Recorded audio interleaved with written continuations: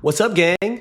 Today I'm going to try to tackle the toughest subject I've ever tried to cover on video, and that is it's part of object-oriented programming. It's the most fundamental concept, the most important concept of all. It's known as inheritance, okay? And this is something in computer science. This affects all the software you use, everything you interface with. This issue lies at the heart of it. Like if the software you use is super fast and good and works well and doesn't require too many updates and nothing ever breaks, that's probably a sign that that software uses inheritance in a very strong and well-formed way. Now, the issue is we don't actually encounter much software like this. And here's something to think about. Hardware keeps improving, keeps getting faster, keeps getting better. And yet, most of the software I use, I dare say all of it, doesn't really have any improved performance. Things are still slow, things are still clunky. Like, despite all these improvements in hardware, why isn't everything I interface with super fast and snappy and amazing now? And the answer is the code stinks. That's why. And the reason the code stinks is because of this concept in computer science known as inheritance. If inheritance is used properly and used well in a well-designed system, then the software should be very fast, very efficient, easy to manage, all these things.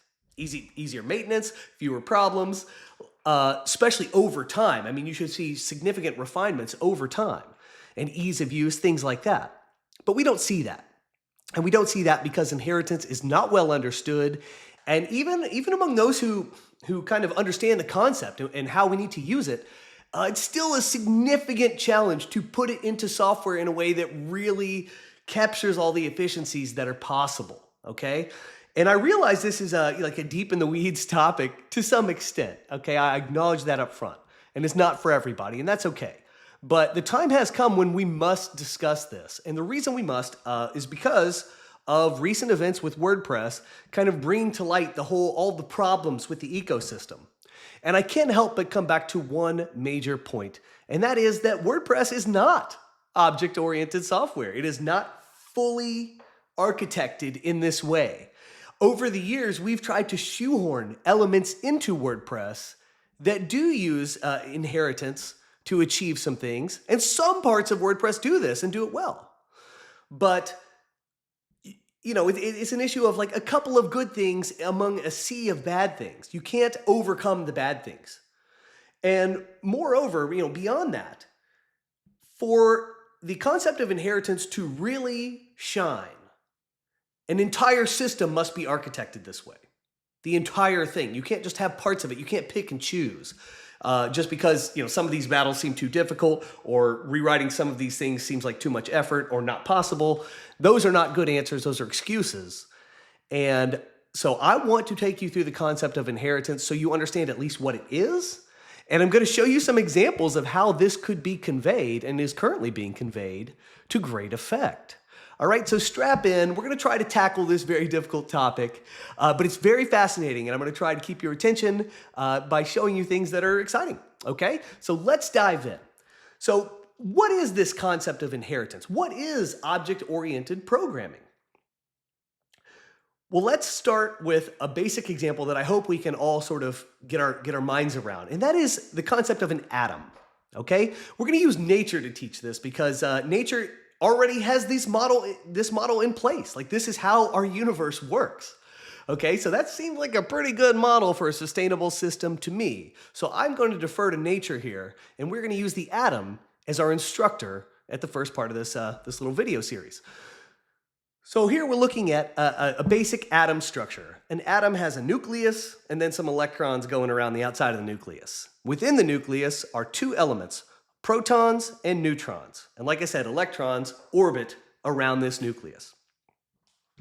What you should note about this is that every element in the periodic table is basically an atom, but a little bit, with some differences there. Each element has some differences, and that is the differences are the number of protons, neutrons, and electrons found in that element. Okay? So every element has the same building blocks, the same basic substructure, the same constituent parts. It's like having ingredients in the kitchen, but being able to make infinity meals just from these same few ingredients. And so with atoms, like I said, we have a basic model. The model is electrons, protons, and neutrons. That's the fundamental model. These are the things that are the same. No matter what kind of atom you're looking at, a plutonium atom or a hydrogen atom, it still has the same constituent parts. And so if we look at this as a framework, what is the framework for an atom? A framework for an atom consists of those things. And so if we were going to like take a stamp and create a bunch of atoms, if we just took that framework and stamped out a bunch of atoms, they would all be the same. That wouldn't achieve what we need to achieve. We need to achieve a diversity of outcomes. And if we stamped out the same framework over and over, nothing would be different. No atoms would be different from one another. But we know that atoms are vastly different from one another. Carbon atom is different from a boron atom. What makes them different is that, one atom will have more protons and electrons, and a different one, a hydrogen atom, is going to have fewer. And so how this works is we've got our framework for an atom, but we want to create a new atom, okay? So we take the framework and we tell the framework, hey, use these parts, but use 6 protons and 6 electrons in this case. Boom, we stamp that out. We've got this atom. I think that's, I don't know, carbon maybe. Then another one we say, I want 50 protons and 50 electrons. Boom, we stamp that out. That's something else. A totally different element. It behaves differently. It's totally different outcome, but we've used the same parts to create 2 vastly different things. That's powerful. That's amazing. That's efficient. So we start with the same base, but we say, we tell this framework, we say, hey, here's what's going to be unique about this little stamp I'm about to do. This new atom I'm going to create. Here's what's unique about this one. What's unique is that there's 6 protons and 6 electrons instead of some other number, okay? So this is the fundamental building block for everything, and it's a perfect analog model for inheritance and object-oriented programming. In inheritance and object-oriented programming, you start with a framework, and you say, okay, I'm going to create a new atom. And this one I want to have this, I'm telling the framework exactly what's going to be unique. The only data I tell that framework is what is going to be unique about this new one I'm going to stamp out.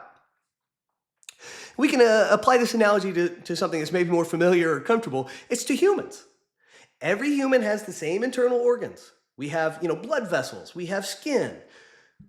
We have all the same constituent parts, but what makes us different, of course, is the differences. You've got like skin color, hair color, eye color, height, even minutia like bone density, things like that. There's differences in each human, and if we're going to create a new human, we say, okay, start with this basis, this fundamental model for a human, but this one's going to have blue eyes, brown hair, this degree of this skin color, whatever skin color it is. This one's going to have it's going to be this tall.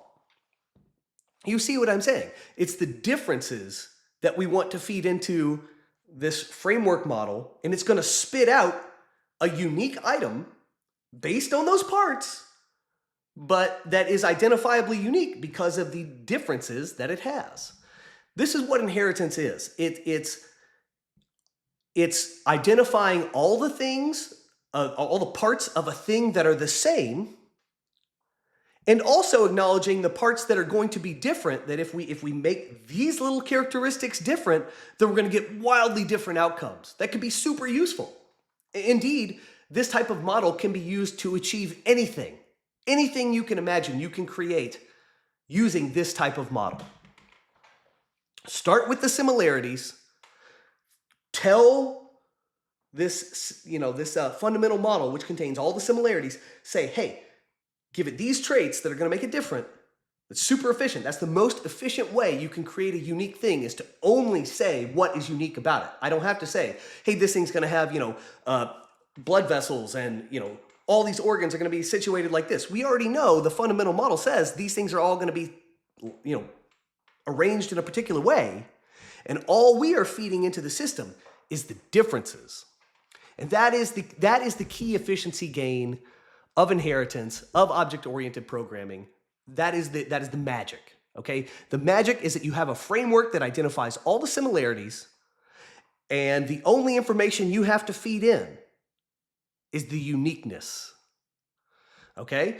This is still in the clouds right now. I get that. I'm going to try and bring it home as we go through this. But now I want to step into some actual examples from computer science, but specifically from WordPress, that hopefully can be a little bit more relatable, perhaps. And we can kind of see how this is really going to work. And so part of the reason I want to do this is like prevailing examples that teach or claim to teach about inheritance and object-oriented programming, such as the Code Academy website. Things like that. They have some examples, but they are really, really weak, and they don't show you the power. They don't reveal the magic. And I'm hoping that by setting up this fundamentals versus unique properties sort of dichotomy there, that I can help you have that light bulb moment, like, I kind of see what the power of this could be. Okay, so hopefully my examples will be more revealing than anything else you've seen. All right, so I want to show you some examples. Okay, let's take a look at. Let's see. Okay, so I have a piece of software that uses inheritance in the right way. Okay, and the software is called Thesis, but the particular component that I like and I'm going to show you today is called boxes. Okay, boxes. The simplest way for you to think about them is anything you might want to add to a website for functionality. Anything can be described as a box. Okay, and so within the context of WordPress, what might a box need to do? Okay, well, a box might need to convey an options page inside your WordPress, inside the admin. You might want to have you might want the user to be able to enter some values into a form, and then you're going to take those values and output something unique with the information that the user has input. So, I mean, this could be, so you could think of that like a plugin. A plugin might want to do something like that. But it doesn't have to be that advanced or that significant. It could be something as simple as just output on a web page. You might want to be able to create an element, add an element to a website. Like these things are called cards. With the image, some explanation, you can kind of see how they're displayed there. These are called cards. These are something I've added to my website, but I've added them through inheritance because there is something called the thesis box model, which enables you to create options pages. It enables you to output HTML onto a web page. It does a host of other things. These are the things that anything you might want to add to a website is maybe going to need to do. All right, potential functionality, shared functionality. This is the suite of things anything you add to a website might want to do. Not everything's going to use all of these traits, but they're there in case you need them. Okay, so focus cards, this is how these things are output. It's a pretty significant example of inheritance and using the box model. It's got a, you can have, here's another example, 4 little cards. These are different than these big ones, but this is dynamic outcomes that use this little system that I built to add anything to your WordPress website.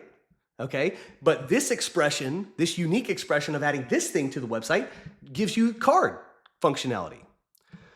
Cards have a administration panel. If we go here, so this is interesting, just a tidbit. In the box model, it has conveniences. So you can say, hey, I want an admin page so that I can convey options to users. And the fundamental box model, which I don't have to code anymore because I did it one time, but my Focus Cards add-on says, hey, use from the box model. I want to have an admin page. And this core module here says, oh, okay, I know that if you have an admin page, you also probably want to have some links to that page so people can actually access it. And so that's how this happens. This link is automatically generated. So the box model says, hey, if you have an admin page, you're also going to need a link to that page. And so this is an easy way. So I tell the system that I have an admin page. It says, oh yeah, I'm going to go ahead and put the link here. Makes it accessible. The developer doesn't even have to do this. All right. I click on the link. Boom, I've got an options page. Now these options, the box model also has a model for conveying forms. So the developer of this box, in this case it was me, I didn't have to sit here and create an entire HTML web form. No, I didn't have to do that at all because it's already done once in the box model. All I had to tell it was what kind of options I want to see. This first one I said, hey, give me a radio button with these 4 options. And then boom, this outputs. Of course, I supplied the text too. But what I'm saying is I didn't say, I didn't code up all the HTML to do a radio box because that's silly. That's a repetitive task. Writing all that code is repetitive. We don't need to do that. We only want to identify the uniqueness, what is different. This information right here is what's unique. The fact that it's a radio button and the fact that it has 4 options. And here's what the 4 options say. That's what's unique. That's all I had to tell the system in this case. I didn't write HTML. I just submitted an array, which is the simplest thing you can do as a developer. Say, hey, here's what I want. Here's the unique stuff. And the system knows what to do. This is how it's supposed to work. Here's another option, radio option, radio option. I put a heading in here, radio option. Here's a select box. All these were conveyed in the same way. I didn't write this form out in HTML. That would take forever. And so it would take forever. It's really annoying to write that same syntax over and over and over. I mean, how many times can you do this before you go insane, right? So even if I were to write my own HTML, and see, I did it for this box, but I want to create something else, a different box, and it also has an options page with, form items like this, and I go and write the HTML for that page, the chances of me writing the exact same HTML so that like all the JavaScript works and the interface works the same way, it's slim to none. Like you're going to have differences. You're not going to be able to troubleshoot that stuff over time. I'm going to have like 500 forms I'm going to have to manage to do all the stuff that I do on the internet. I don't want to do that. Thanks to the box model, thanks to inheritance and the power of that, all the stuff I code up, I only have to tell the differences. Everything's unique. And that way, like if I look at the HTML of this options page versus something like this options page, the HTML that conveys these field items, these options, is actually the same. Structurally, it's all identical. The only thing that's different, like I said, is just the differences. So, the HTML can work the same way so that I can write one piece of JavaScript that works for every options page that the box model would ever generate. And so if the box model has support for like 10 different types of HTML form options, you never have to write your own. You just use the ones that are in the box model. That is incredibly powerful. This is really the most fundamental thing in computer science. One of the key tenets is don't repeat yourself. Well, the key to not repeating yourself is to only work with unique differences and never with like the same syntax and writing stuff out over and over and over again. Never, never, never do that. You only want to tell the system what the differences are. If you're writing the whole thing out over and over and over again, you're just wasting your time. That's super inefficient. Super inefficient. The only way you can do something this efficient is by using inheritance and object-oriented programming. This is why my mind is blown whenever anyone says, oh, it's really not that. It's just like a preference. It's not really something you have to do to write an efficient program, or it's not more efficient than spaghetti code, functional programming. That tells me that person has no idea what inheritance really is, how it's supposed to work, or what it can achieve, in this context or any context. This is nature's model for replicating things and producing infinity unique outcomes in the most efficient possible way without repeating itself. You have one base model, and then you can build anything you want on this base model by just saying, hey, do this, but show me I'm telling you what the differences are, and output it with the differences. So, all of these are examples of little add-on boxes that use the thesis box architecture. And all they do, there's not much code required to do this stuff. Some of these boxes just have options pages and they'll like modify your WordPress environment. Others output in HTML. Others interface with the thesis software that I wrote to become parts of a template that you can then move. You can interface with them. You can add and deploy them to your templates. You can move them around. You can edit them. All of these things are possible. If I didn't use inheritance to do this, guys, my code would be miles and miles long. It would be like 15 Bibles worth of information. I could never maintain this over time. It would be totally untenable. But because all of these boxes are unique they're all the same fundamentally, what's unique about them is their differences. That's the only thing I have to code up is the differences because the model's already in place. It's beautiful. So that is a truly elegant solution. So let's take a look actually at the code. I'm going to show you a little bit of this. I don't want to go too far into this. So the thesis box model, you don't need to be looking at all this and like trying to grow all the lines of code. That's ridiculous. But I'm going to show you the fundamental parts of a box. These are all the things that you might want to do if you want to add something to a website. So like I said, you can have an admin page. So this thing detects if you've coded up your own box. So we'll look at one unique expression. So this is the framework. And so it says class thesis box right here. And we're going to look at a unique expression of one. Class thesis HTML head. This is the HTML head. This is the output. So like on a web page, if we look at the page source here, this is the HTML head. All the stuff between head tags. All right, there's a bunch of junk here. Everything that gets output in the HTML head is going to be contained within this HTML head box here. So it outputs the opening and closing head tags, and it has some other stuff in here. It has some hooks and filters and all that, so developers can inject their own stuff. And then it's got this little thing right here, which is basically, it says rotator. I should have named it container. This was a mistake from years ago that I can't correct because this is out in the wild. But bottom line is, this is saying, this is like an open-ended thing, so you can put anything you want in there. You can put anything you want in there. And then if we go back into the admin, we can get, there's an HTML head editor. And then this is the stuff, you can change the order of this, but this is what gets output by that little rotator function I showed you. Anything that is in here is going to be output in order right here. In between the head tags, at this point, there's some hooks above and below that, so developers can output their own things.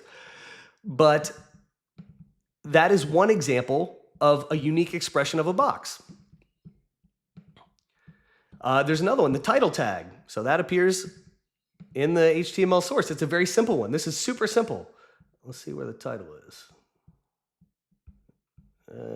Here it is. That's all that box outputs. Is just the title, the title of the page that shows up here in the top of the browser. It's just off your screen. That's all that box does. Very simple. It has quite a bit of code there. There's other stuff going on. It's got to figure out, there's some environmental concerns like, oh, if it's this kind of page, we want to do this. If it's this, do this. And there's some, flavors of how you might want your title to appear and how it appears on different pages. So it's more complicated than you might imagine for such a simple output, but it uses the thesis box architecture to achieve this. Some boxes will have options pages, like the HTML head editor. Others will not. Like all these boxes that appear here, these all have options pages. Others have options pages conveyed elsewhere in the software. Like you might have an options page that belongs here or there. You tell the developer tells the box architecture, hey, this is this kind of option, so it should appear here. And the basic box architecture knows that and knows where to put it. But again, the developer has only said, hey, I have an options page, and oh, by the way, it needs to appear here. That's all the developer has had to say. They have not had to say, oh, how do I make an options page appear in WordPress? How do I interface with WordPress and say, hey, I need a page right here? The box architecture takes care of that. It's done once and you never have to do it again. That is incredible. That is incredible. That piece right there is that it's done once and you never have to do it again. Another aspect of this is like a save routine. If you have an options page, you also need to save the options and stick them into the database. And not only that, there's some trickery there. You gotta save them to the database in a way that is compatible with the database. And then you also need to be able to pull those options out of the database in a way that's compatible with the whole architecture and everything that's going on. And sometimes after that, you even have to scrub the output to be acceptable for whatever context it's going to be output in. The basic box architecture takes care of all that. The developer who makes their own box or wants to add something to this environment never needs to do that. And we're talking like a lot of junk there. There's like, I'll show you here. There's I've got a bunch of scrub routines for these options to sanitize them and whatnot, so we can save them to the database. So yeah, here we go.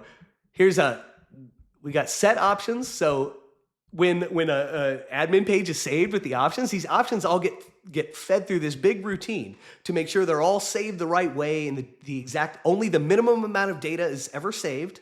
So that, that's good database management right there. And then it also has a get options routine that says, well, if I have this box that I've added to my environment and I have an options page and I want to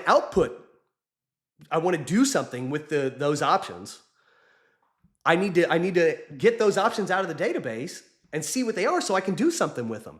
The box architecture takes care of all of that. All you have to do as a developer is say, all right, you saved it, now give it back to me. The developer doesn't have to write these crazy routines to save stuff and make sure it's all compatible with the database and all that. It's done once and never done again. So hopefully this will blow your mind. Plugin developers would have to do this. If if Joe Schmo has a plugin and then he wants to have another plugin, he can either copy the code from his other plugin, or he's probably just going to create it again, like a whole new thing, like it's a whole new, like we're not using any efficiencies from what we've already done. We're just going to develop this whole new thing and basically redo a lot of the same work we've already done. That opens up the possibility for tons of mistakes. It's already doubled the size of what it should be by replicating it in two places, repeating itself, which again is a violation of a core principle of computer science. Don't repeat yourself, DRY. And so that's now replicated in two places. And then if you ever want to do maintenance, you have to do maintenance twice. And what are the odds the two things are going to be exactly the same if you've tried to replicate it in two places? You've probably gone in and made little minute changes, little differences here and there. Like, this is not the way it's done. This system that I've described and showed you can support an infinite array of add-ons. Everything is going to be using the exact same code. This code only exists one place and can be used in billions of other places. And then if anything should ever arise, if there's any problems ever, there's only one place I have to go to troubleshoot this to fix problems for everyone. If you don't see how that's massively more efficient and just a huge, huge step up from what the basic WordPress plugin architecture is, I can't really help you. But suffice it to say, this is the most powerful thing in computer science. It's not even close. This is how everything should be developed. It's a shame that the WordPress plugin architecture doesn't already have something like that in place. So for example, if you create a plugin, you don't do this, what I showed you here. It's not like, see, class thesis meta description extends thesis box. This is the magical inheritance part right here. It says it starts with thesis box, but this one's going to be called thesis meta description, and then all this code that follows is only what is unique about the meta description box. This describes an option that appears. I'll show you the option. It's got a title. Oh, this is the post meta. Let's see, term options. This is not a great example. I'll show you another one. We can go to down here inside the body. These are all scripts. This is stuff for the HTML head output. HTML container. HTML container is perfect. So here we're looking at the code for the thesis HTML container box, which again extends thesis box. It inherits all the magic of the thesis box architecture. And if you look at the code here, you'll notice I've got a little function that says HTML options. And you can see how simple this is. But this little function right here conveys these options that you find in the interface. You can choose what kind of HTML tag you want. You can give it an ID, class, attributes, even a name. It's got some administrative features, like you can give it a hook name so that it automatically creates hooks that developers can then interface with this element alone. All that happens just from this little bit of code. You couldn't do this if you had to write your own thing out every time. This is only possible with inheritance. And then it's got another little function here that outputs the HTML for the container, but that's it.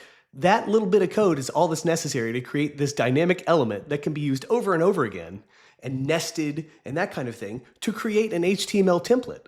So that just gives you a little bit of a preview of the power of inheritance and how it's used in the thesis box architecture. Very simple little piece of architecture, but this is like the most fundamental thing in HTML. I turned HTML from a language I have to write out line by line into something that can be conveyed by inheritance. Any div, if you're familiar with HTML, any div on a web page is just a container. So why are we writing out div, doing all this stuff all the time? Just deploy a container. I only want to work with the uniqueness and the differences. I never want to be repeating myself, writing out the same syntax over and over and over again. That's crazy. I realize this is not like the most buttoned up explanation of all time, but I hope it's been enough to kind of show you the magic and show you the power of inheritance in computer science and how tremendous and significant the impact of this could be. Once again, WordPress plugin developers don't start. Every plugin should start like this. It should be like class my plugin extends WordPress plugin, and WordPress plugin, that class should be of the fundamental piece that already has all this stuff. Like if it should have this, like you should be able to say, hey, I want an options page. And it knows you need an options page. You tell it what options you want. It will save them. It will retrieve them. This box architecture in Thesis even knows when to retrieve options. You can even say, hey, I don't need these all the time. Let's not waste system resources. I only want them in these specific cases. It can be that precise. And so, I mean, there's just efficiencies on efficiencies on efficiencies that if you haven't walked this path, you can't even imagine how clean and how repeatable and just how amazing, a code environment could be. It's a fact that the Thesis 2 architecture that uses inheritance in this way is actually smaller than the Thesis 1 architecture, which couldn't do anything comparatively. It had zero functionality compared to what Thesis 2 has, and that's because of the power of inheritance. It had more code, but less functionality. That's crazy. So anyway, bottom line is we have been operating well below a level of efficiency that we could achieve and that we can achieve and that we are going to achieve at scale. WordPress itself should be like this. It should be like what I've shown you today. And friends, I think I may have convinced myself that I'm going to build this now because I know I've already done it. I know how to do it. I understand the power of this. I understand where the problems are. But I've established the model. It's 12 years old. It's older than 12 years old. And so it's already there. Like people who've used my software have been playing in the future. And now we need to take this all the way. We need to make it the full CMS environment, the content model, the way the database interactions, the plugin architecture, the way templates and themes work, all that stuff. I've already got the templates and themes thing done, thankfully, and most of the plugin architecture as well, and also even an editor that kind of works in a similar way, a powerful editor. And so this is the future. If you're a developer and seeing this, you should be salivating because your life could be so much easier, so much simpler, so much clearer. You can actually do more and you'll be able to do way better with a framework like this. This is the ultimate. Using inheritance is the superpower of computer science. If you're not doing it, you're not really a developer. I'm sorry. I have to break the bad news. But I'm going to help you get there. I can I can help take you to this promised land, and that's exactly what I intend to do. See you, gang.